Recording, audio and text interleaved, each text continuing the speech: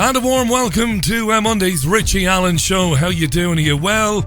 It's Monday the 5th of November. Remember and all of that. Bonfire night it is here in the great city of Manchester and everywhere else across the UK. Live right now on Fab Radio 2, TuneIn Radio, triggerwarning.tv and the usual channels.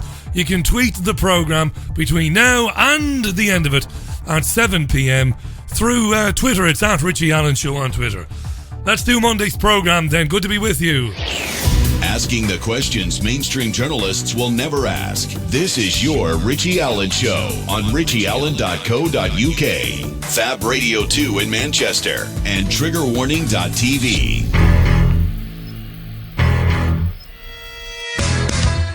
It's the Richie Allen Show, broadcasting live on richieallen.co.uk and multiple platforms around the world.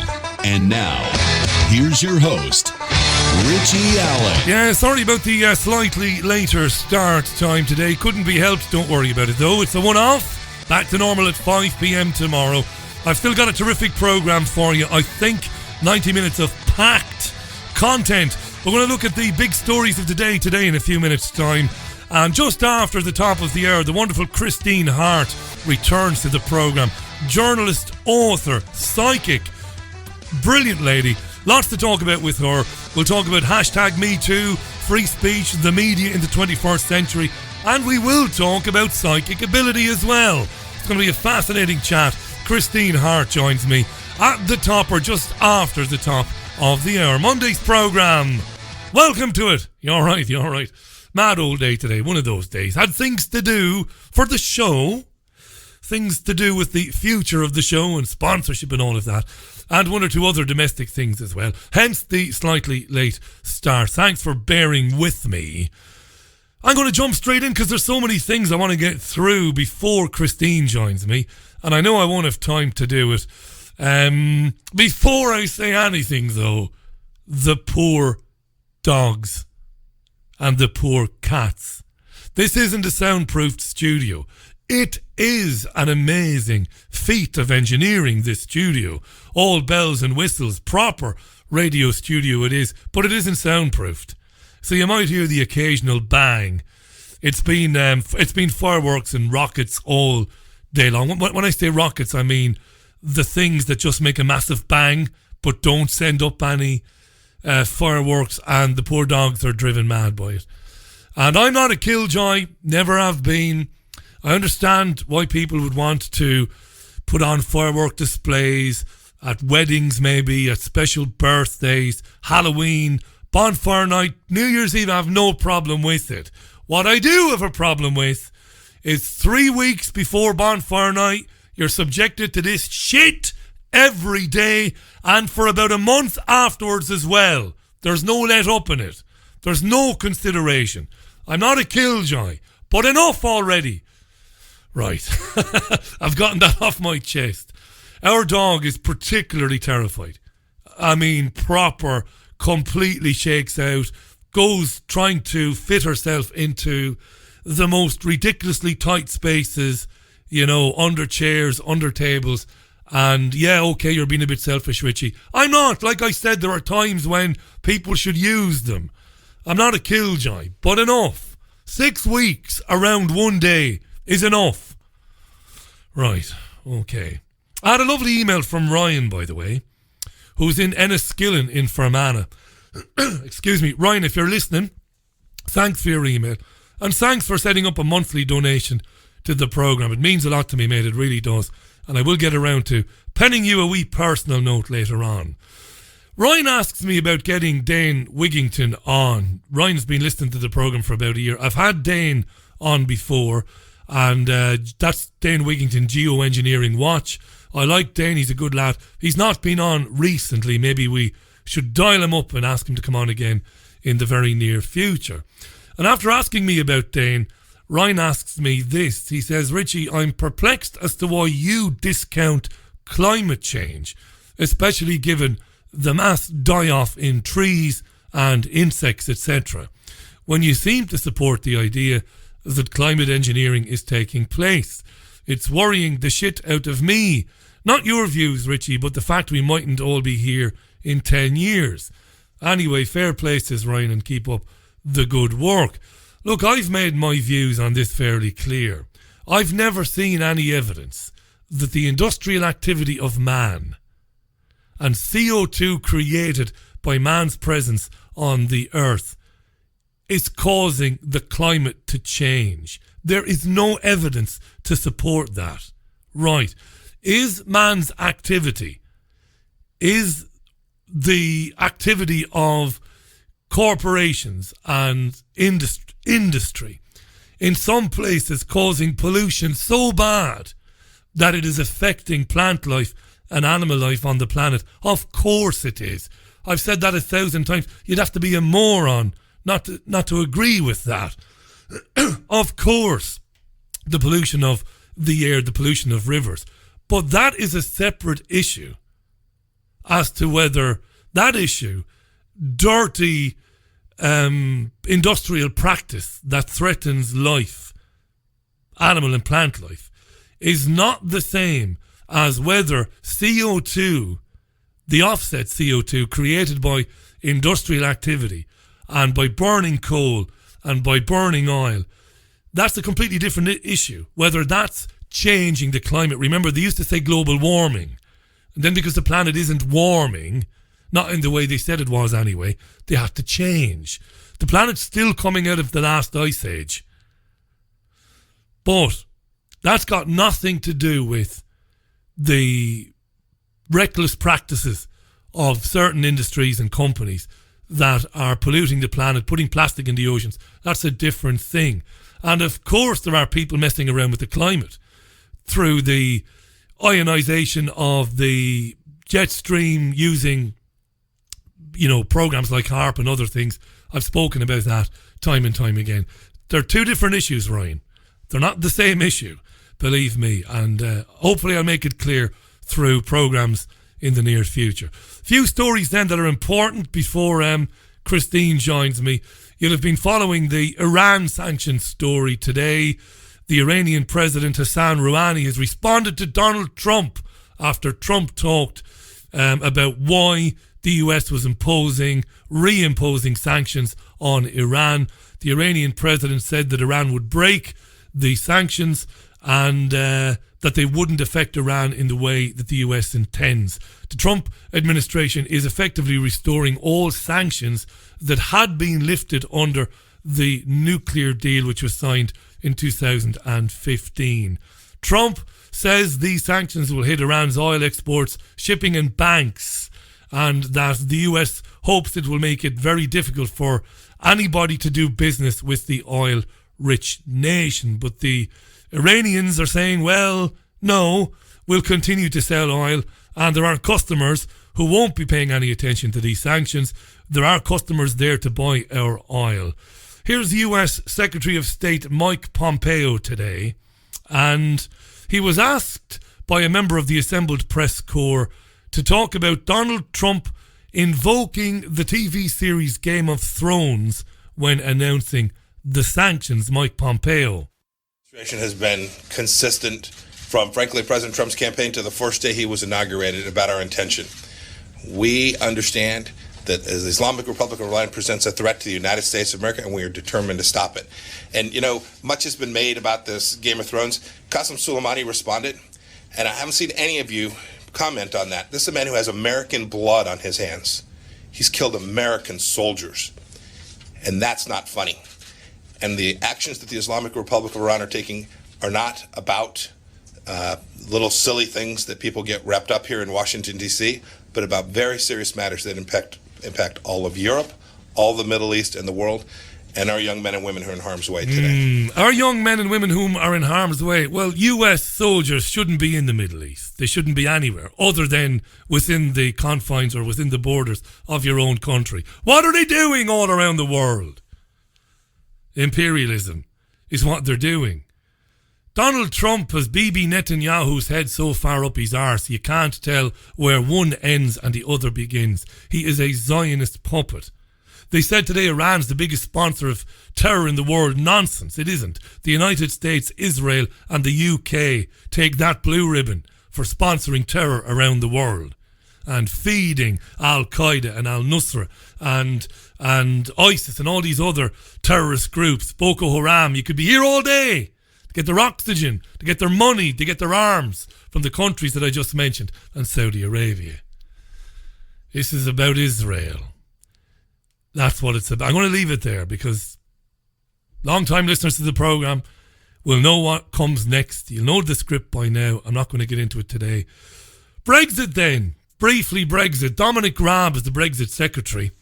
And there was rumours today that he was going to resign in protest if there wasn't a time limit or an exit clause put on the so-called Irish backstop. What is this Irish backstop nonsense? You've heard the term a million times. Lots of people switch off and they don't know what it actually means. Well, the backstop is an EU proposal to prevent a hard border in Ireland after the UK leaves the European Union. And it's all about preserving the good work done by the Good Friday Agreement, of course, of 1998. That's what they say, but it's garbage. Utter garbage. So the Telegraph newspaper reported today that Theresa May's deal, now this deal, by the way, was alleged in the Sunday Times newspaper yesterday. The Times alleged that May was basically going to agree with the European Union in order to get a withdrawal agreement. She was going to agree to keep the whole of the UK in a customs union with the European Union indefinitely to allay the fears about a hard border in Northern Ireland. Now, obviously, Brexiteers are pissed off about this, as well they should be, because it effectively keeps the United Kingdom in the European Union. And a guy called Marcus Fish, a Tory MP, backbencher, told the Telegraph today that if the government wants to pursue this deal, it can't, it shouldn't, and every other cabinet minister should resign if they agree with it, because they won't deliver on the result of the referendum. Again, that deal was reported in the Sunday Times yesterday. The government hasn't denied it. The deal, apparently the European Union grabbed both of Theresa May's hands. Why wouldn't they? It's what they want, is that the whole of the UK would remain within a customs union to avoid the need for physical checks along the border between Northern Ireland and the Republic. It is, of course, a betrayal of the result. And Boris Johnson, whom I have no time for, I hate to put these caveats on these statements, but people think that when you say something or when you repeat something that has been said by the likes of Boris Johnson, that you must be a supporter. No, I'm not. No time for the likes of him and where he comes from. But he's making a point in the Sun newspaper today. He's also been writing in the Telegraph about free speech. He's been a busy boy today. In the Sun today, he writes, I am afraid with Brussels, you have to read the small print, and the UK is about to be trapped.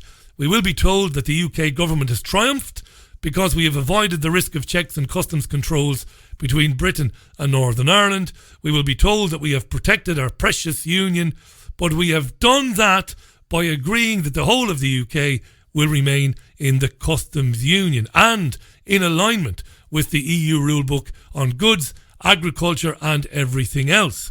We have agreed to remain in vassalage forever. We have gone along with the claptrap that this is essential as the only way to avoid the hard border, blah, blah, blah. He's right. Nigel Farage on Sky News today was asked, is this the deal? Does he believe that Theresa May has done this deal with the European Union? I'm sure that's right. I mean, I think we saw the October deadline extend to December, but in classic Brussels style, you know, at the 11th hour there will be a deal. I've no doubt about that. It will be Brexit in name only. From what I can see, we'll be staying in the customs union, paying a vast sum of money, but this is what's going to get put to the House of Commons. But I do fear that we're going to wrap ourselves into a customs union deal and a transition that will go on at least until the next general election. And, you know, from the perspective of Brexit voters who voted to become an independent country, take back control of our borders, stop paying away huge sums of money, and from all of those reasons, you know, what the Prime Minister is doing, I think is very poor indeed. It's more than poor, of course. It's more than poor. Betrayal. Will there be violence? This interested me now. Will there be violence? I think the presenter was a guy called Colin Brazier. At least I think it was. I hope I'm not wrong. And doesn't really matter. And Brazier asked Farage, in the event that this goes the way the Sunday Times has alleged, and the government hasn't denied it, will there be violence? Will this lead to riots on the streets of the UK, Farage? If Article 50 was to get suspended, and people really felt that the political class had totally betrayed that Brexit vote, and let's bear in mind, that is what a lot of senior politicians and many of our big businesses are campaigning for today. If that was to happen, then I think it would have a seismic effect on British politics. However, I just don't think we're the kind of country that does go out and riot. I know we... He kind of sounds a little bit regretful there, doesn't he? I don't think we're the kind of country who will go out and riot, he says, wistfully. Almost as if he wishes that we would. Wow. I know we did over the poll tax, but I don't see that happening. But what I do think would happen is you would see a realignment of British politics beginning. I think the Conservative Party would be destroyed by Article 50 being suspended, and I think it would do huge damage to the Labour Party too. So I think a new political force would emerge out of it. So the effect could be seismic, but I don't necessarily think it'll be violent. Yeah, a new political force, a far-right party, which is all we need, isn't it? We just need more political parties. Not. People shouldn't riot. They shouldn't smash cars and smash windows and beat people up. Don't riot, just stop fucking complying. That's the only answer to this. Stop giving these criminals, these Rothschild Zionist whoremongers, the oxygen that they need to enslave you. Stop believing every 5 years when some hero comes along, right from the right or from the left, that this is it now. It's what they thrive on. It doesn't matter if the Conservative Party is destroyed by this. It doesn't matter. Because there'll be another party. And another one to come after them. Non-compliance. Non-payment of taxes. Turning your back on this system. Refusing to engage with it. Surely must be the only answer, right? Right, I know I've said that one before. I'm pretty sure I have. The businessman Aaron Banks continues to assert that the money he gave to the Leave.eu campaign before the referendum was clean and that it was totally legitimate. Actually, this afternoon he said he'd present a kind of for dummies guide for the press to understand it. We talked about this on Sunday View yesterday, about companies, shell companies, holding companies based on the Isle of Man that manage a whole pile of subsidiary companies. That's how the money was filtered around and given to Leave.eu. Again, put the caveat on it, even though I don't think I should have to, in light of what I just said. I have no time for the likes of grubby Aaron Banks or any of his ilk. But the idea that the £8 million he gave to Leave.eu might have swung the referendum is crazy to me. And I know my friend, and I love having him on, and I hope he'll come back on the programme this week, Neil Sanders of neilsandersmindcontrol.com. Neil's done some brilliant work talking about Cambridge Analytica and Steve Bannon and all of these people and how they are working to plant right-wing politicians or parties in positions of power around Europe. I have no doubt that these people are trying to do that and that Neil is right. But I haven't got the time to get into right now why I don't think it matters one way or the other, ultimately. Anyway, so Banks says this 8 million is completely clean, but Chuka Umunna, the Labour MP, and I think a former business secretary or shadow business secretary, whatever, it doesn't matter. Chuka Umunna on Sky News today, well, he thinks different, that Banks' money may have swung the referendum, and that might mean, well, it might mean that it might need to be looked into, and it might have implications for whether or not the UK actually leaves next March. Chuka Umunna on Sky News today. This was the biggest political donation in UK political history. We know that the original referendum in 2016, there was just 4% in it, but we also know that the official Leave campaign, Vote Leave, but also Leave.eu, which was another Leave campaign, we already know that many of the things that they said were untrue. Now, if the Leave campaign had got a landslide, then this perhaps wouldn't matter so much, but everyone knows it was a close result. And so when people break the rules in this way, it could have a material impact on the result, which is why the results of this investigation into Mr. Banks and Leave.eu are very important. So on the one hand, you have Theresa May, a committed Europhile and Zionist. Theresa, basically handing the European Union what it wants on a plate. In other words, not leaving the European Union or anything like leaving it.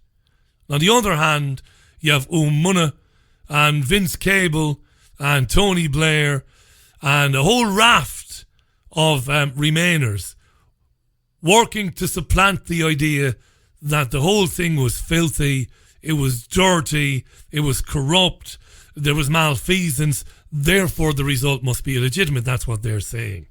Nobody wants to point out to these people that the Remain team spent more money than the Leave campaign in the run-up to the referendum. Isn't that staggering? Very important fact, I would have thought. Those who wanted to remain, the various Remain campaigns collectively spent more money than the campaigns who were campaigning for leaving the European Union. We'll leave the European Union alone now. It's 8 minutes to 6. We're live. It's the Richie Allen Show for Monday, November 5th, 2018. I think I heard my phone in the background there. Yet again, I think forgot to turn the sound down. I did that yesterday as well. I must be getting forgetful in my old age. Here's one for you. A lot of you talking about this on social media today. Made me laugh. An elderly woman had to be questioned now, as a hate criminal after beeping her horn at a black driver due to existing rules. She had to be questioned as a hate criminal due to existing rules because she beeped her car horn at a black driver. Who said this? Well, a police commissioner did. What kind of fuckery is this? Yeah, an old woman at a petrol station beeped her horn and was then questioned for hate crimes. So hate crime regulations meant that this old woman had to be questioned under caution. According to Anthony Stansfeld, in fact, the Commissioner for Thames Valley Police. The other driver, the black lady, was taking ages at a petrol station, so the woman in her 70s beeped her horn to get her to move. Right? Black woman wasn't happy. And the black lady got out of her car, screamed abuse at the old woman who beeped the horn at her, and then the black lady of Afro-Caribbean heritage went to a phone kiosk and reported the old white lady for a hate crime. And the police said, well, we had to investigate this. The elderly lady was questioned under caution, and despite the fact that she was a pillar of society and that she was upset, we had to do it. Now, the elderly woman then wrote to the Thames Valley Police Commissioner and asked to remove her name and the recording of the case. So the lady rang up and said, listen, I didn't commit any hate crime. I want you to delete this. This shouldn't be recorded as a hate crime. But the police commissioner said, it's on the books, so we can't delete it. It's going to be there forevermore. And last month, official figures revealed, as we talked about here, that hate crimes had soared over the last year. But because the figures only take into account those reported to police. 2,000 hate crimes are reported every week, which is a rise of 17% compared to last year. According to the Home Office, there were 94,100 hate crimes recorded between 2017 and 2018. and you might be surprised to learn. I don't blame the Afro-Caribbean lady at all. I don't blame the other 93,500 or whatever it is, 94,000 people who reported that when somebody criticised them or contradicted them or shouted at them that they were guilty of a hate crime. I don't blame the people reporting it either. I blame the establishment, and I blame the system, and I blame the government that has engineered this situation,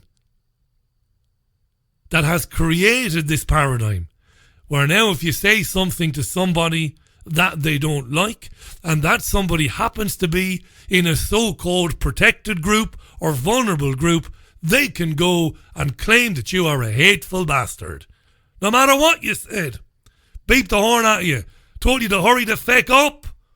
Some of us have places to go. Stop fapping around with your car. Pay for the petrol and make room for me. That becomes racism, because the person on the receiving end of that happens to be an ethnic minority. Mad. And in the Telegraph today, I mentioned that Bojo the clown was busy today. He wrote in The Sun about Brexit. He was writing in the Telegraph today about free speech. Johnson says we need a campaign for free speech to take on the professionally offended. And he talks about the Charlie Hebdo shooting. Do you remember that? In France, in Paris, when 12 journalists were murdered because of cartoons about Muhammad. Do you remember that? Now, of course, in reality, we don't know what happened there, because there are so many holes in the story of the Charlie Hebdo shooting. It's like a Swiss cheese, right? Right. Don't shout at me. I know it doesn't add up. But anyway. So he's saying, where is the spirit of Charlie Hebdo? Everybody went around saying, yes, sweet Charlie, yes, sweet Charlie. We were all in favour of free speech back then, he says, but not so much today. Johnson talks about the man who was fined £800 for teaching his dog to perform a Nazi salute. Which, ridiculous that we talked about this, madness that he was fined for doing that. And he cites other cases as well. And he asks, why are the police chasing such cases? Why are people like Germaine Greer being banned from university? He asks in his article, because snowflakes don't like some of the things that Germaine Greer has said. Now, speaking of speakers being banned from universities, you might remember on Friday I told you that Alice Weidel, the leader, it's either Weidel or Weidel, I think it's Weidel, she's the leader of Alternative for Germany, which is the largest opposition party in the German parliament.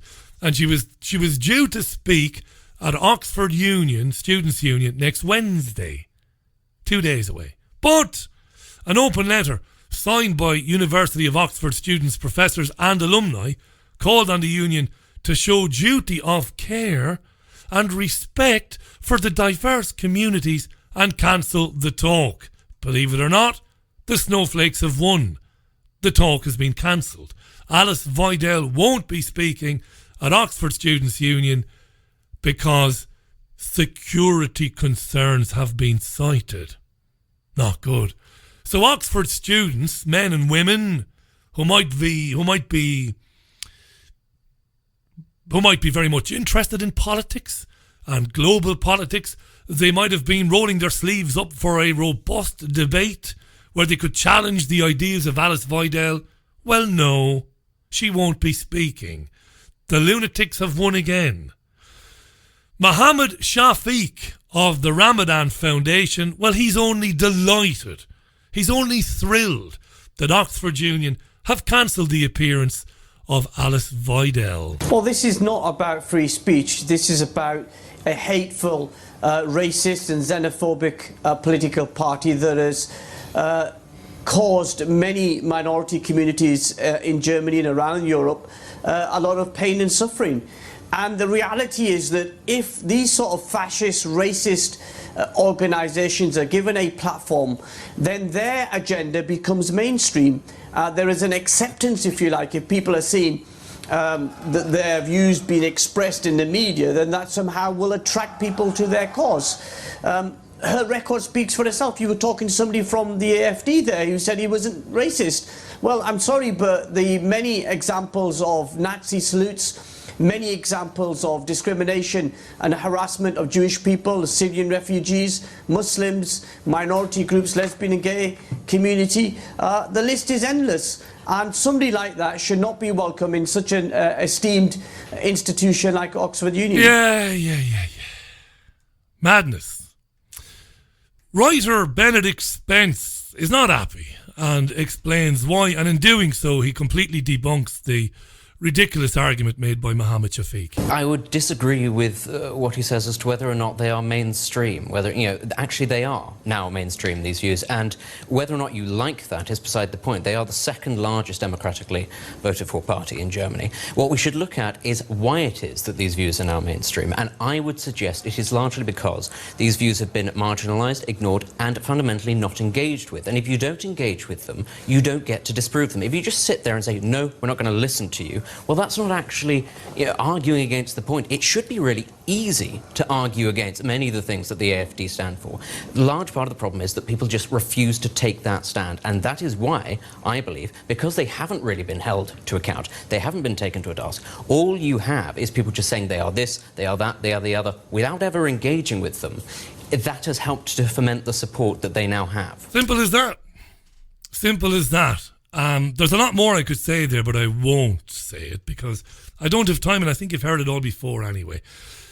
To finish for the moment, on this theme about people being banned or marginalised or shut down because another party or a third party thinks that they are racist or fascist.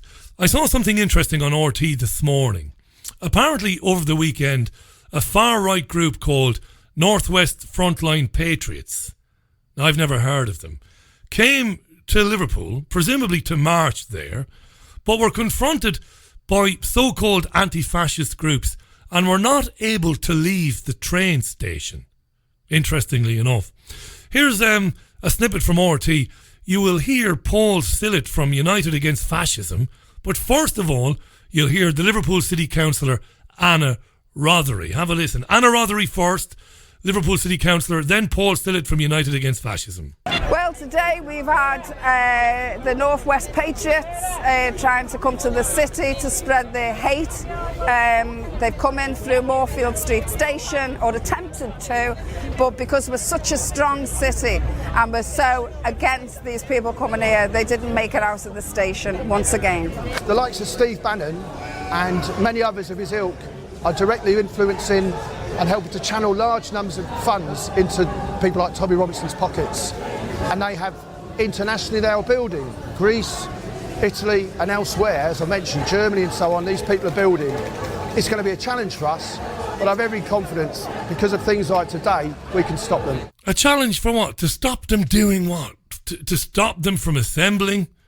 Now, I have no time for the Northwest Patriots or the English Defence League or any of these other passionate and committed but completely misguided people.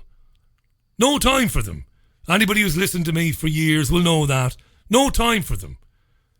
But why are the Liverpool police not looking into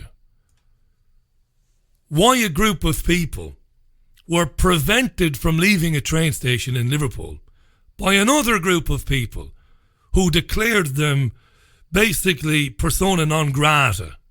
Not the best way of putting that, but basically not welcome, or not basically declared that you don't have the right to come here.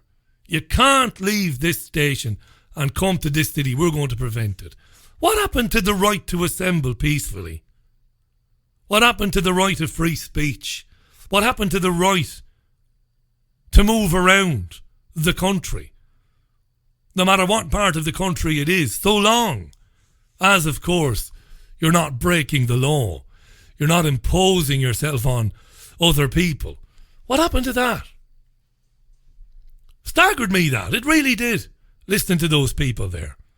The Liverpool councillor and the United Against Fascism when what they were doing, you could argue, was practicing fascism. You're not allowed into this city. We're going to prevent you leaving the train station.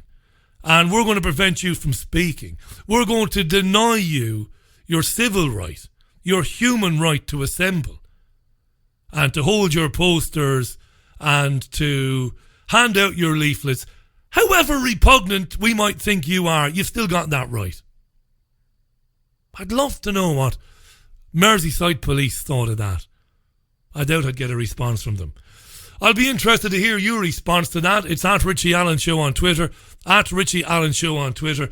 It's coming up for 6 minutes past 6. Going to take some music. When I come back, Christine Hart, the journalist and author, will join me. Loads to chat about with Christine. Before we hear from her, though, let's have some Cure. Sure has been a mad old day. This is the Richie Allen Show for November 5th, Bonfire Night on Fab Radio 2, triggerwarning.tv, TuneIn Radio and richieallen.co.uk. Do send me a tweet. Don't drop a bollock. I don't support far-right groups and I don't agree with their ideology. But does anybody have the right to basically kettle them and tell them they can't leave a train station? They can't assemble? Not sure about that. Christine Hart is next. Robert Smith and The Cure on your Richie Allen Show. Nothing like it. Back in 2 minutes. 8 minutes past the hour. The Cure and In Between Days on the Richie Allen Show for Monday, Bonfire Night 2018. Spare a thought for the dogs and the cats when you're banging those bangers and fireworks later on. But you won't, so you won't. Maybe give it a rest, though, after tonight, eh? Let's welcome back our next guest of the programme. There's a lot of sycophantic people in the media. None of it here, though. When I say she's truly a remarkable woman, it doesn't do her justice. I think her own story, her life story, would make an amazing Hollywood film. When we first met her, she talked to us, it must be a couple of years ago now, about her connections to organisations that were affiliates with MI6 and how she worked investigating and surveilling people for these agencies. And it was amazing. That interview is available on her YouTube channel. Might not be available on ours since it was deleted back in February. But she's much more than that, of course. She worked for many years in the press. She's a Sunday Times listed best-selling author. She's written books like In for the Kill, Hunting Evil. She's met people and interviewed people like Ian Brady. She's gotten right into the heart of the IRA. She's a fantastic example of what an investigative journalist is, or at least was.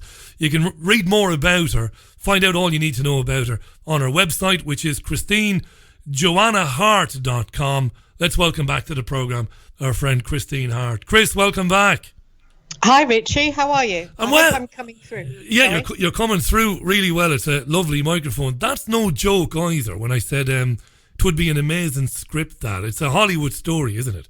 And I don't mean to be dismissive of it or in any way patronising. I mean, I've never met anybody with a story like yours, Chris. It's an amazing story. Thank you. There was a story in the Sunday Mirror about 4 years ago about supposedly Anthony Hopkins was going to play Ian Brady and Sienna Miller was going to play me, but I didn't hear any more. That was the movie for In for the Kill, I think. Yeah. It could still be in production. It might be on the shelf. You never know. Somebody has optioned it, and maybe at the 11th hour somebody will do it. But it's an amazing story, and your connections and your experience of MI6 and some of the affiliate groups, the companies run covertly by MI6 and all that we talked about before. It's absolutely fascinating. It really is. And I'd like to talk today in a few minutes about psychic ability, because it fascinates me. And I used to be very dismissive of this type of thing before. I was very, maybe I won't say a Luddite, Chris, but I was very sceptical about stuff like that. Yeah. And I had a very dogmatic kind of approach to stuff like that. If I didn't understand it, or if I didn't believing it. Well, it couldn't be true then. That was kind of my approach to it. But I've grown up and I've learned, so I'm fascinated about that. Let's talk, though, about the media. Let's talk about free speech. You were fascinated by this story about the senior citizen who beat the horn at a woman at a petrol station, right? What's going on, Chris? Oh, yeah, there was a story today in the Daily Mail about a little old lady who beat somebody who was taking too long at the pump, which I sometimes, if I'm in a hurry and somebody comes back like walking really slowly and they get in the car and they can see you and then they spend ages looking at their hair, and I've been known to beat myself. And this woman got out and she had to go at this little old lady, and then after that the little old lady was picked up by the cops and grilled under caution for a hate crime. It's mad, Chris, isn't it? It's mad. What's happening there? Apparently, the woman on the receiving end of the horn of the car being beeped ran to a kiosk and told the story. Presumably, rang 999 or 112, whatever the number is, and said, "I've been abused. It's a hate crime, and it's because I'm an Afro-Caribbean woman." That's presumably what happened. That's bad enough, but the response by the police is kind of scary, isn't it? Oh, it's mad. I mean, I had a burglary here and they didn't come for ages, you know, and in the end they didn't come because they said, oh, well, we can't prove, you know, that this person, you know, stole when they came in, and, you know, so they're not really responding to a lot of crimes they need to be responding to. They've all gone into this politically correct thing and they're all being taken up, you know, just yeah, and harassing people, really. And it seems to be about the subjective feelings of the alleged victim. So in theory, I live in Fallowfield in Manchester, and it is very diverse here. There are certainly Afro-Caribbean people here, a lot of Somalian people around, people third, fourth generation Pakistani, and lots of Sikhs. Undoubtedly lots of Sikhs as well. So it's very diverse around here. The theory is, and this is not a joke, I could have an argument with a neighbour tomorrow about a car parking space, and it might get heated. And me being an Irishman, I might let the F word slip out and say, you effing idiot, or whatever. There could be nothing hateful in terms of, the man's race is the last thing on my mind. But if he goes to the police and says, this guy's been having a go at me over a car parking space, and I believe it's because I'm a Sikh, it seems the police have to believe that. That's how can that possibly be right? But that's what the Thames Valley Commissioner said to the old woman who beeped the horn. He said, I'm sorry, it's been recorded as a hate incident and we can't scrub it. Despite the fact there's obviously no evidence. You say you beeped at her to tell her to hurry up. She says you beeped at her because she's black. So we have to record that. Chris, where could that lead? I mean, that's Orwellian, right? Exactly. I mean, all this, you know, people getting their Facebook accounts taken down, their YouTube's taken down. My son's got an Instagram account. He was just posting pictures on there of World War II. He's just got his taken down. It makes me feel really uneasy because it is like, you know, it's like thought control, isn't it, in a way? It's, you know, it's like one of those movies, 1984 or Elysium. I mean, it's really going that way, and we're supposed to think that it's not going that way, but because we can't really believe it. I don't blame the ethnic minority for. I said this in the monologue, and I know a lot of my listeners don't agree with me, because the culture has been created by these progressive fascist lunatics.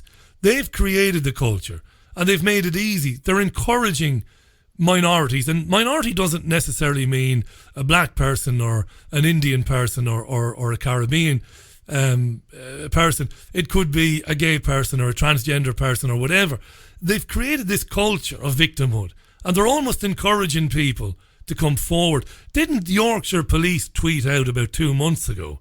They encouraged people on Twitter to report, wait for it, Chris, to report non-crime incidents, basically, where a crime hasn't committed, but they wanted people to call them if they felt they had been victimized racially or because of their sexual orientation. So if they're creating the culture, you can hardly blame the minority for taking advantage of it and turning a harmless argument over your clothes keep blowing into my house, Chris, or your hedge is growing too much into my backyard.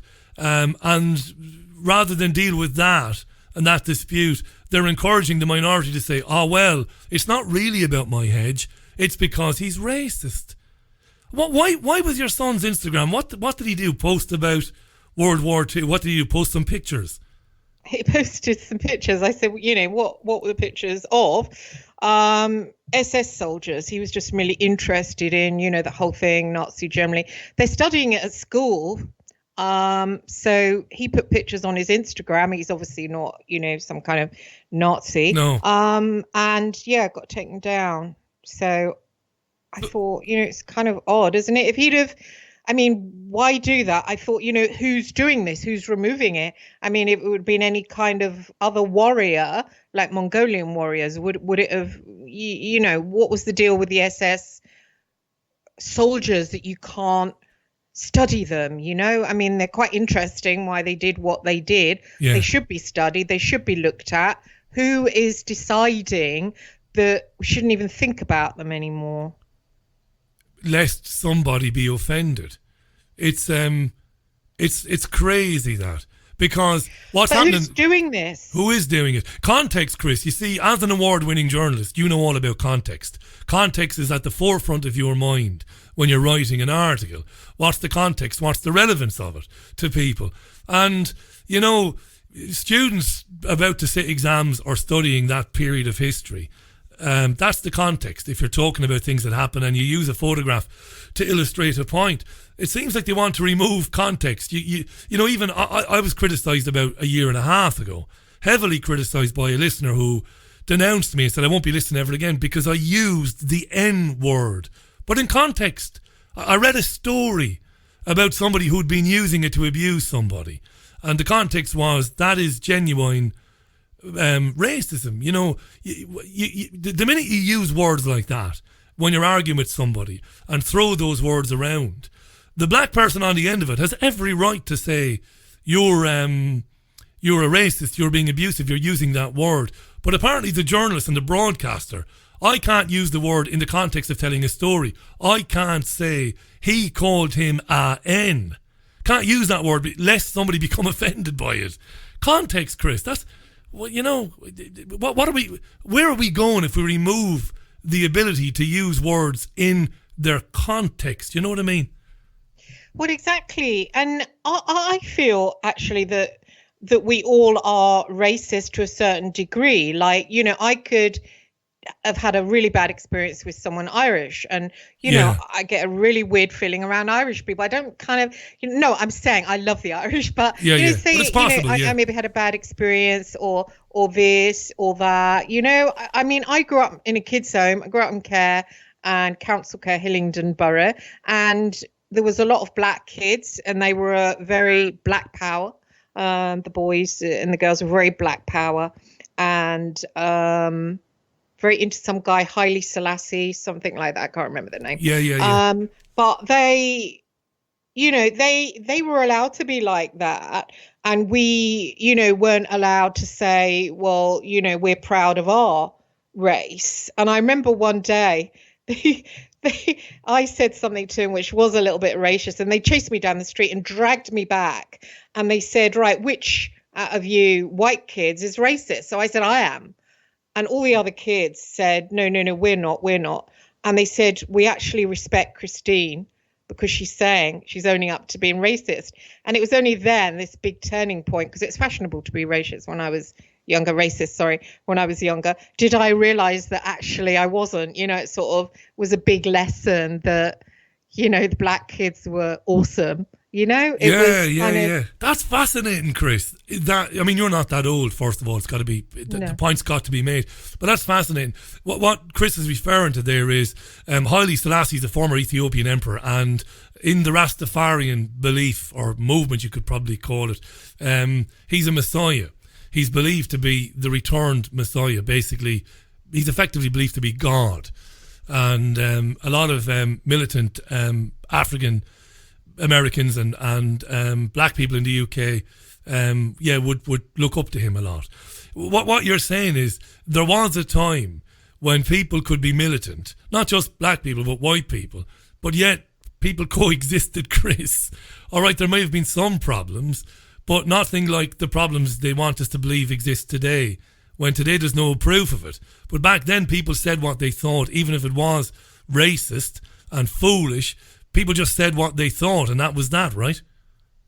Yeah, and it cleared the air. I mean, I looked around at these white kids who had actually been, sea-kyling all over the place, and they were skinheads and painting swastikas, and they would go, no, not us, not us. And I thought, wow, really? And there were the black boys. They were men. They were men. They'd been in Borstal. They were, the hard men. And I thought they'd slap me about, but they didn't slap me about. They said, we respect her. And I looked at them and thought, wow, just the way they were really cool, yeah. And it made me sort of realize, how can I be racist when I'm like sort of, it was just something that I'd grown up with and, sort of supposedly fashionable. And I think if you put everything out there, then you can kind of, everyone's more honest. But if everything's repressed down, because we are different, aren't we? I mean, like Irish, some people don't like the Irish. And when I went to live in America, I was sitting having dinner with some Mexicans, and they started talking about the English and saying how obnoxious they were. And, it did hurt my feelings, but I was glad that they could air it. I mean, because it's almost like we're in different football teams, isn't it? And you do sometimes have a feeling of passion for your own race. Sometimes you've had a bad experience with someone from another race, and I don't like Persian people, or whatever. And I think we're different, aren't we? We're so really, really different. You said something very, very interesting. You said a lot interesting, but you said something interesting a few minutes ago about prejudice and about us all having them. I think we do. I can't deny that. I can't virtue signal. I'm not perfect. There's a listener to the program called Andy Hunter. Really nice guy, Andy. And Andy is gay. And he took me to task, I think it was Andy anyway, a couple of years ago, because I was talking about promiscuity among gay men. And I've always believed this, that gay men are very promiscuous. And I probably still believe it. And Andy took me to task on it and said, no, he didn't in a victim way. He wasn't a victim. He just said, Richie, where's the evidence to support that? It's just hearsay. He said most of the gay men I know and gay women are monogamous for the most part. And I said, well, I remember growing up in radio, being around several gay men, and those particular gay men were unbelievably promiscuous. They were single and they went out to score, when they went out, and to score regularly. And I felt that they were a bit reckless with that. And he said to me, well, I'm sure when you went out, when you were 15, 16, 17, going out, I'm sure a lot of your mates, straight mates, were, one night stands were the order of the day, and they would have had a lot of one night stands. I said, yeah, I suppose so. But I had this thing about promiscuity. And I had I got an email then from another gay man who said that was, a pretty antiquated and right-wing kind of stereotypical kind of prejudice. He said, you're prejudiced. And rather than argue about it, I thought, well, maybe I am. Maybe there is some inherent prejudice in that. I still believe it, by the way. But anyway, but it doesn't mean I think any less of somebody because they're gay. And I believe that I don't want to get into this now, but I believe that promiscuity was why AIDS, and I know a lot of people will argue with me about AIDS, but why that was more prevalent in gay men, particularly in America in the late 70s through the 80s, because of their promiscuous kind of laissez-faire attitude to sex. But it's a prejudice, and all right, fair enough, you know what I mean? Don't condemn me and say that I'm homophobic because of that, because I'm not. But it's very interesting you bringing that up. I think we do. I think we look at people, and whether we realise it or not, we have feelings about them, and we have maybe old wives' tale type stereotypes or beliefs about them. But whether we do or whether we don't, I don't think it bloody matters anyway. What do you think? No, exactly. I mean, I was just listening to a black woman on Eddie Nestor, LBC, and she was talking about she didn't like the fact there was one white guy in a play playing a black man. And she said she doesn't want black to be linked with negativity, about how they're always moaning about this, that, and the other. She goes, I really love my blackness. It's so positive. And she was so, fascinating to listen to. We should celebrate our differences. And it's like they don't want there to be, I don't know, I mean, who's controlling all this? They don't want there to be any sort of differences or races. They want us all to hate each other and to be repressed and not divide and conquer, anger Chris. is a normal human emotion, Yeah. Isn't it natural to beep at the petrol station? I've been beeped and I just put my hand up and I go, oh, sorry, I was getting in the car and looking in the mirror, and sometimes I beep. It's not really a hate crime, but human beings, we're these animals. That we have these emotions, we do get angry, don't we? I mean, What do they want us to not have any feelings? It's like that film, isn't it? The Christian Bale thing. Is it Elysium? Where they take tablets to not have feelings. That's right. That's the, I suppose that's the paradigm they're creating. And It is. It goes to this divide and conquer agenda because it keeps people, ironically, you're right, they want to shut down emotion, suppress emotion, and they want kind of a homogenous society. Everybody's the same and everybody thinks the same. They do, but to get there, they've got to promote this divide and conquer thing. I don't know if you came across this today, but the leader of the AfD party in Germany, which is the second biggest party in the country now, it's a right-wing party in Germany. Her name is Alice Weidel. So there has been a move to the right in Europe in the last couple of years, and I would say there's a reason for that, because unfettered immigration, Germany allowing 1 million migrants into the country, as Merkel did, which was madness, has things like that have led to that kind of lurch to the right. But this woman, Alice Weidel, she was due to speak at the Oxford Union this coming Wednesday, and I shouldn't constantly use the term snowflakes, but to me they're snowflakes. Some of the students and some of the professors at Oxford wrote a letter asking for her talk to be cancelled because there was a need to respect the diverse communities of Oxford. And amazingly, the university has cancelled this speech. This woman, like her or despise her, is a major political player in Germany, which controls the Eurozone. And she was coming to Oxford. And Christine, you and I remember our days at college and at university when all sorts of people with allegedly repugnant views would be invited, and there would be a robust debate and argument where you would debunk, or attempt to debunk anyway, the ideas that you didn't agree with. How dangerous is it, Chris, that these people have won and that this woman won't be allowed to speak? How dangerous a precedent is that? Well, it's really dangerous, isn't it? I mean, I don't think there is a right wing right now in the UK, really, because it's just anti-Muslim, like Tommy Robinson controls a lot, the EDL, and they're not really, I wouldn't say right wing. They're actually just people that hate on Muslims rather than the original right wing. And it's like, I haven't really studied this woman, but is she extreme right wing or is she just hating on Muslims? Which? Well, the AfD party are an anti-European Union party, and they're anti the immigration policy of Germany. Now, you and I both know why Syria and Libya and Iraq and Afghanistan are in the dreadful conditions and situations that they're in. We know why, because the imperialist policies of this country and the United States and France and Israel have destroyed those countries. And most of those migrants leaving that part of the world are running for their lives from lunatic jihadists that have been sponsored and supported by Saudi Arabia and by America. They're God-forsaken, God-love-them people who have nowhere else to go. You and I would agree with that, I'm pretty sure. But of course, to the indigenous population, they don't know any better.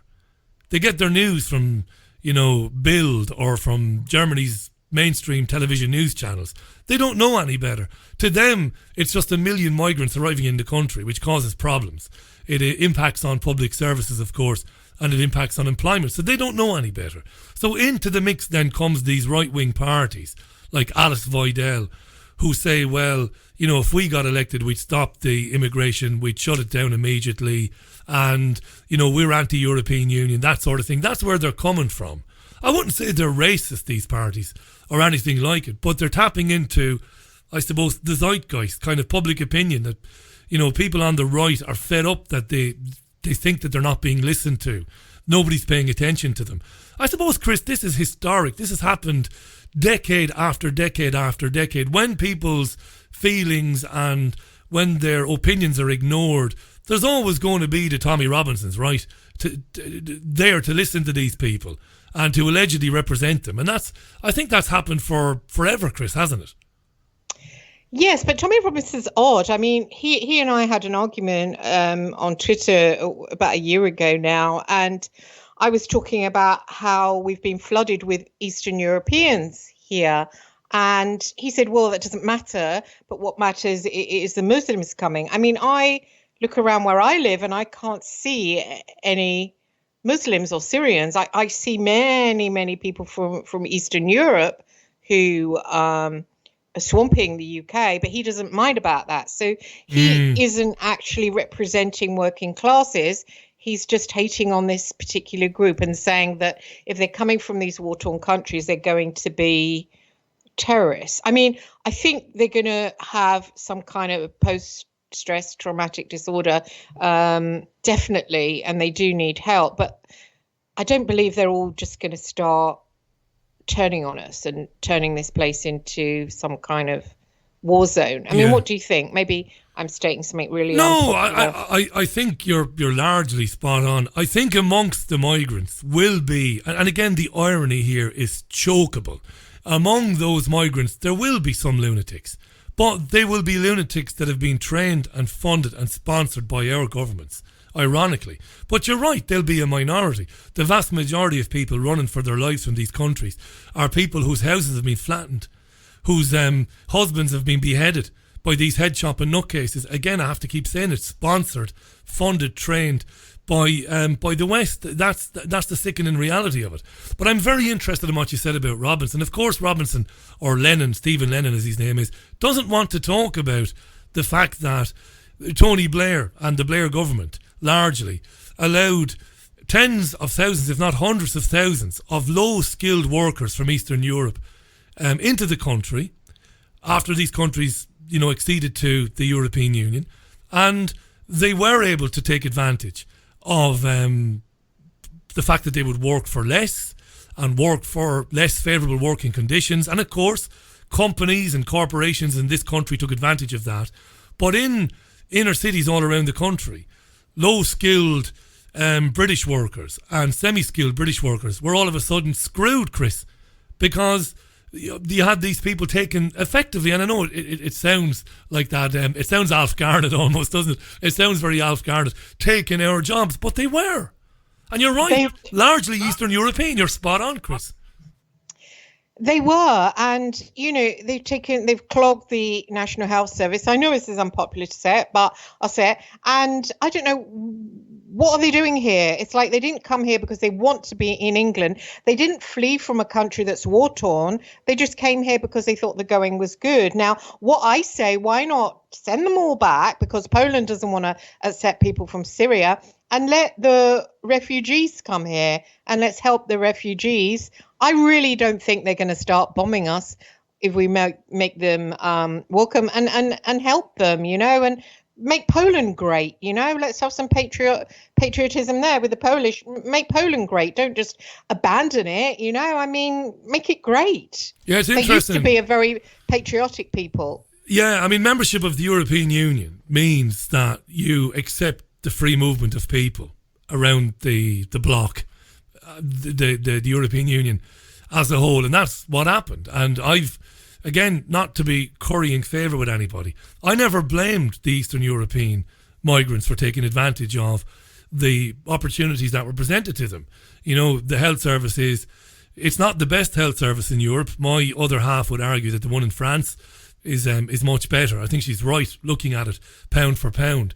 But the National Health Service is largely a triumph, and of course people in Eastern European countries, having joined the European Union, knowing that they could move to the UK, looked at the fact that there were jobs there that they could take, looked at the NHS and decided to go for it. And I don't blame them, and again, I'm not trying to virtue signal here. I blame the system that allowed it happen.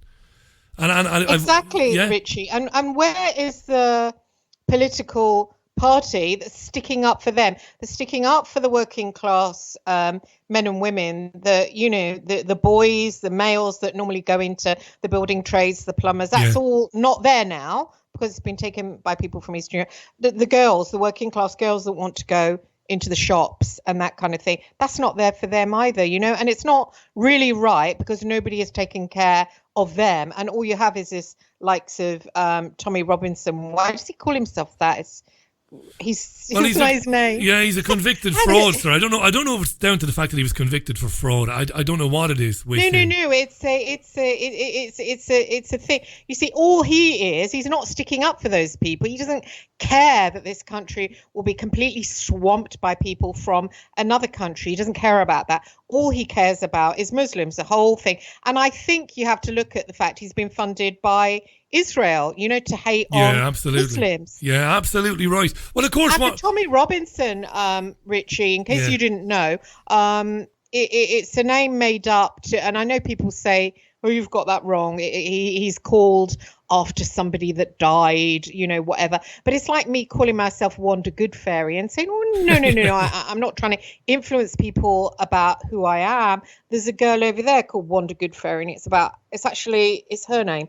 But Tommy Robinson, they've taken the British Tommy and they've taken Robinson because you and I grew up on like Robinson's Jam, Robinson's, orange squash. That's right, it's a really, really wholesome name. Is this true? Is that where it came from? That's fascinating. Yeah. I didn't know that now. Yeah. I asked him when I interviewed him a few years ago when I was in Spain, and the interview didn't go well. He hung up on me. He was accusing Muslims of beating their wives liberally.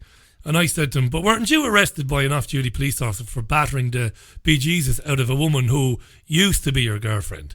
Way back, 2005 or whatever. And he hung up. It didn't suit him, that question. What I find fascinating with guys like Robinson, and people can't see through it, they prey on those who have, I suppose, been the most affected by open door immigration. The poorest, people who nobody listens to, people who are not listened to. They've become disenfranchised. Nobody cares about them, and Robinson is there to parasite off of that feeling, basically, and give them an easy answer. And the easy answer is Muslims are to blame. Islam is hell-bent on taking over the entire world. You've got Muslim rape gangs. I'm exposing that, says Tommy Robinson. Of course, he isn't exposing it. He's never exposed it.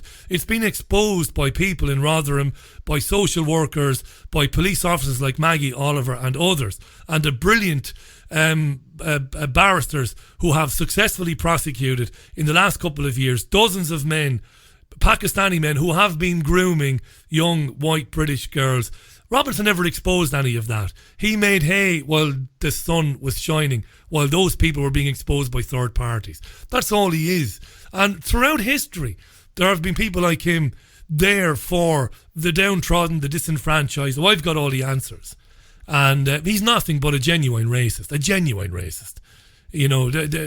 And maybe he's not, maybe he's even more sinister than that.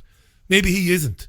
Maybe, as you said, he's being used. I think he's definitely controlled by Israel. I mean, they pay him, they fund him. He's with Rebel Media. So, I mean, that's an Israeli outfit. I mean, you have to look at, are we being controlled by Israel, all our politicians? And, they do effectively want the end of the Aryan race, really. I mean, don't you agree? Listen, when it comes to absolutely 100%, guys like him are supported by and funded by, whether it's the Israeli state, but certainly groups in Israel, the Hasbara movement, of course, to perpetuate this myth I've believed for many years that Islam and the threat of Islam to the West was used to replace the threat of communism and the threat of Russia when we all found out that the emperor had no clothes, when we found out that we'd been lied to for decades about the threat of Russia, all the lies about Russia's plans for world domination and Russia's plans to start a nuclear war. And of course, this is all exposed in the late 80s, early 90s to be nothing more than a hoax, a complete sham. And we'd fallen for it for 50 years, you know. So something had to be, I believe something had to replace that, to keep people in terror, to keep people in acquiescence to the establishment. And I think Islam or the fake... it's very, you have to be very careful because people just don't understand this. When I say the fake threat of Islam, there are radical Islamists in the world. There are Wahhabists and Salafists, you know, people who adhere to or follow a very, very conservative, draconian kind of Stone Age, I suppose, interpretation of Islam. But that was actually given to the Islamic world by British intelligence back in the 17th and 18th centuries. Ironically, again, divide and conquer. I'm not saying that there are not Muslims in the world radicalized who want to do bad things. Of course there are. But where have they come from?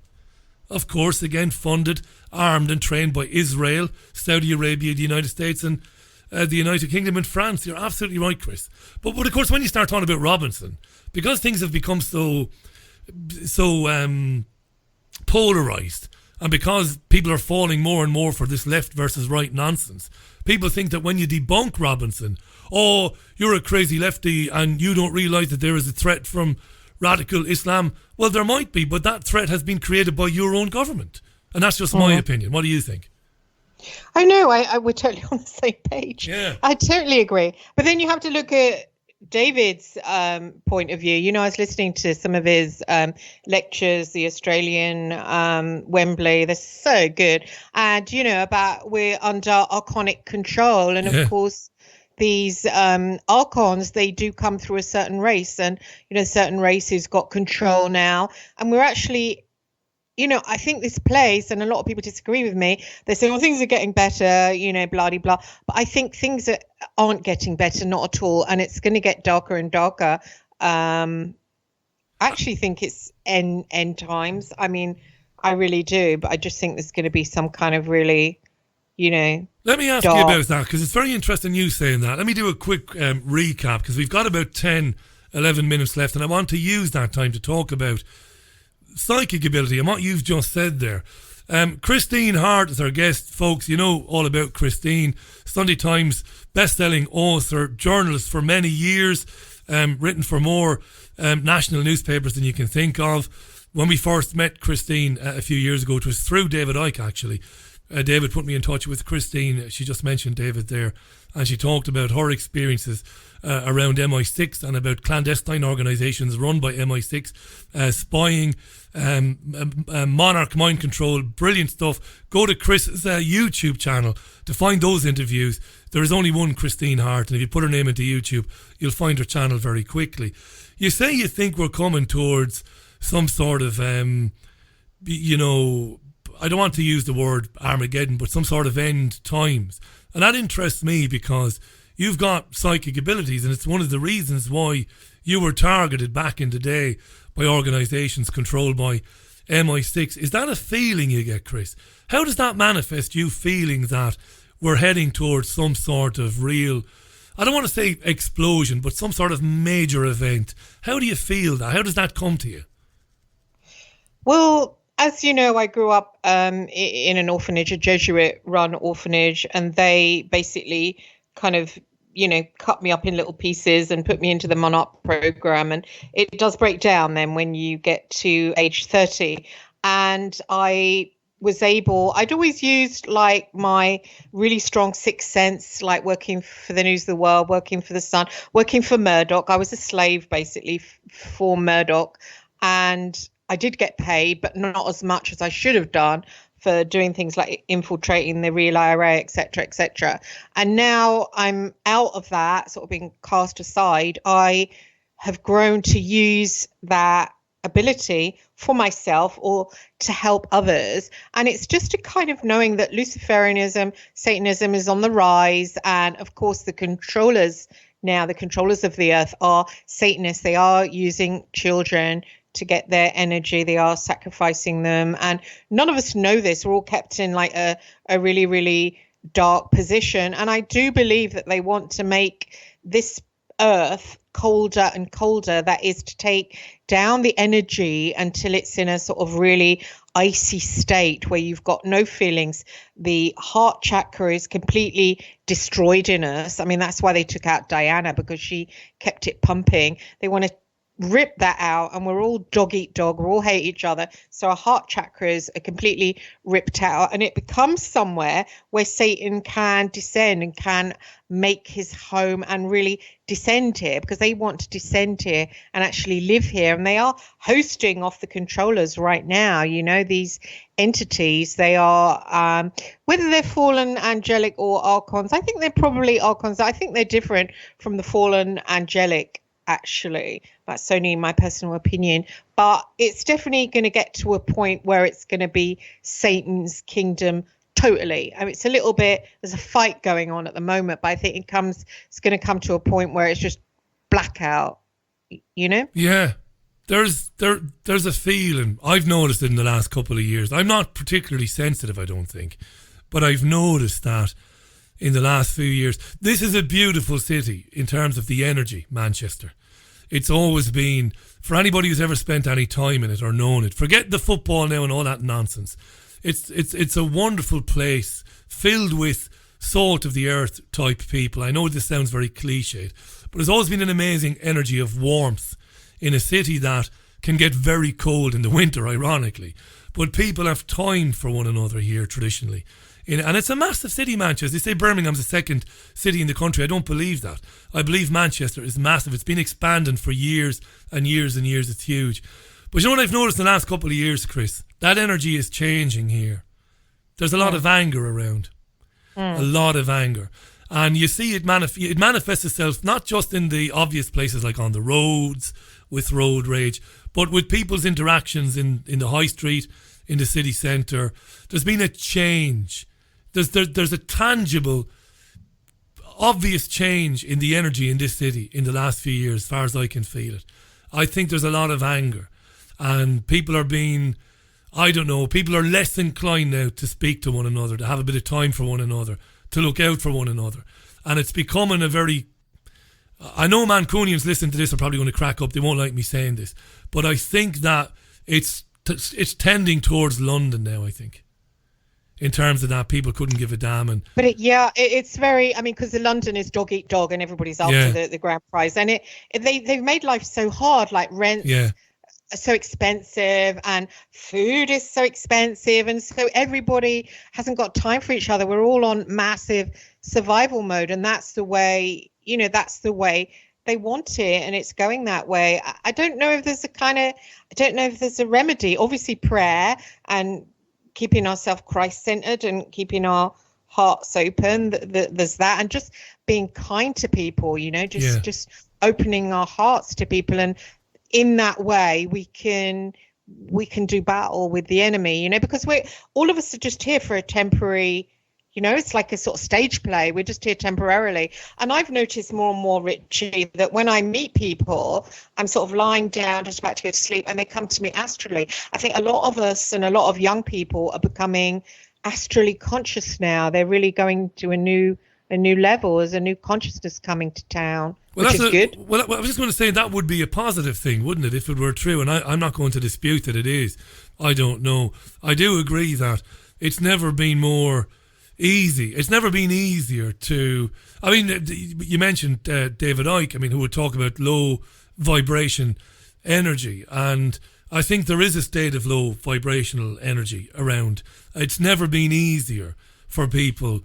It's never been harder for people. Life has never been harder. Forget about, my granddad had to walk 6 miles to school and all that nonsense.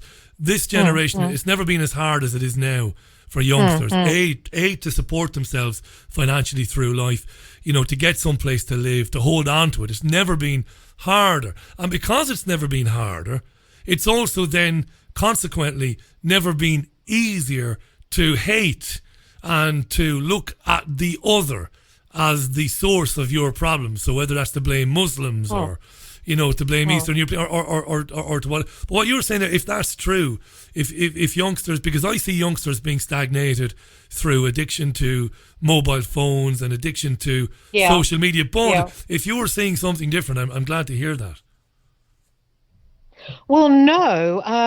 That is going on, but there's also, my son is busy telling me about he's 14. There's a young girl who has been having sex down an alleyway before she comes into school. She's 14, and now she's gone from one man to another.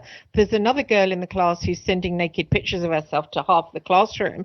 There's all this going on with the youngsters, but there's also the new consciousness come to town that we can sort of get ourselves together and you do something. Obviously, not everybody's gonna have that, but I think through prayer, things like prayer, meditation, we can kind of bring it to town.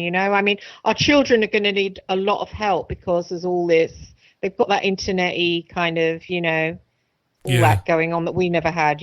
Which is, you and I, we're fairly similar in age. There's only a bare few years really between us. We would have went out all the time to meet people. Otherwise, you didn't meet people. There was no internet. There was no mobile phones. I had to go to the top of the street and use a coin box. I did, honest to God, in Waterford to phone a friend of mine. To ring him up, and his dad would answer, and his dad would be grumpy, and he would put him on to me. Remember the grumpy dads, Christine? What are you ringing? Yeah. Did you sit on the directories? Did you sit yourself up on the directories in the phone box? I was always told. I'm a big lad, and I was always told as a kid, so I didn't do that. No, but I remember my mates doing it, sitting on the telephone directory. Yeah, I remember a time when we used to believe that if you tapped the receiver several times, you could make a free phone call and all of that nonsense. That'll tell you how old I am, But yeah, that's what you did, and then you arranged to meet a friend and you went out and you spoke. My big concern for younger folk, and we're not old, by the way, neither of us is old, but for the late teens, 20-somethings, my big worry is they're going down a road where eventually they'll never speak to anybody face to face. It'll all be on the internet or online, and that can only be a terrible thing, Chris. I know, and who's doing all this thing about sending pictures and naked pictures, and that can only lead to trouble, for God's sake. Listen, I wanted to talk to you about psychic ability, and this is really this is typical of me. We've gone around, we've talked about some very interesting stuff, but we've more or less run out of time now, and I wanted to get into this. Do me a favour, before Christmas, come back on and talk to us about psychic ability. Let's do that for an hour, because I'm already getting stick from several listeners who are annoyed that we've not gotten into it. And I said we would do, but that we've gone around the houses on various subjects today. But it's been brilliant, and I'd love to have you on talking about it. Because we could talk again, refer back to your experiences of when you were in care and when you came out of care as a youngster. Hugely interesting, folks. You've been listening to Christine Hart, the writer and journalist. Chris has got her own show, by the way. Chris, give a quick plug to your radio show. It's excellent. Go ahead. Oh, no, I don't have a radio show anymore. You're not doing it? I don't have it. A shame. But you can look at my website, which is www.Christine Hart, and I am free. I do readings for people, and I also do soul retrievals. So if somebody's got a part of them missing through sexual abuse, I can, prescribe homemade flower essences that I make in my back garden. And help them. So just contact me through the website. Brilliant. The radio show is only a recent thing then, is it? Because I was listening to it online. I'm sure it was only a few weeks ago. Well, I was with Revolution Radio. Yeah, Revolution. Yeah, I know them well. Yeah. Well, there's the court case going on in the High Court. Hugh Grant is fighting the Sun, and there's all that thing saying I did things I shouldn't have done, but I didn't do. And the owner of Revolution Radio, Mike Ringley, I was talking about the burglary, how they took all my, stuff, my records and stuff. And I said it was down to Hugh Grant. And he went, how could Hugh Grant have done a burglary? And I said, don't be so obtuse, Mike. And he went, hey, you haven't got a radio show anymore. And so that was it. Right. Curtains for me. I'm very disappointed to hear that, because I know Robin Falcoff does a show for them, and Robin is an excellent broadcaster, but also a lovely lady, and has been on with me many times. I didn't know that now. I'm not happy about that. That sounds a bit petulant and a bit childish to me. But anyway. It was a bit. I didn't mean to call him stupid. I don't think he's stupid. I actually think, he's a clever guy.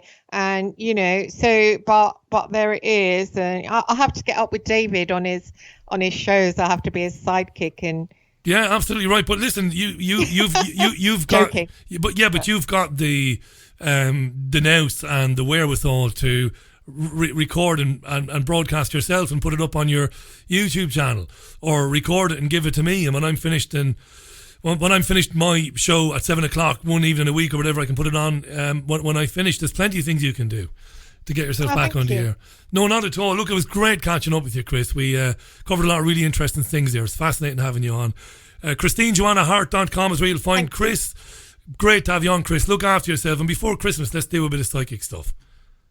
Thanks, Richie. Not at all. You too. Bye for now. I hope that didn't sound flippant, by the way. Psychic stuff, because I do take it seriously. I'd love to have Chris on to talk about that. That's it for Monday's programme. It's been a mad, frantic, frenetic day, but we got on air and we did it anyway. Just about to... I got to close out now. I'll be back with you again tomorrow, Tuesday at 5 p.m, the regular time at 5 p.m. for a 2-hour show. I'll have a couple of guests for you tomorrow. Until then, look after yourselves and one another. I'm going to leave you with some Eagles and a song called Peaceful Easy Feeling. Look after yourself and one another. Enjoy the rest of your Monday. Big shout out again to Christine Hart. See you tomorrow. Until then, bye now. Bye.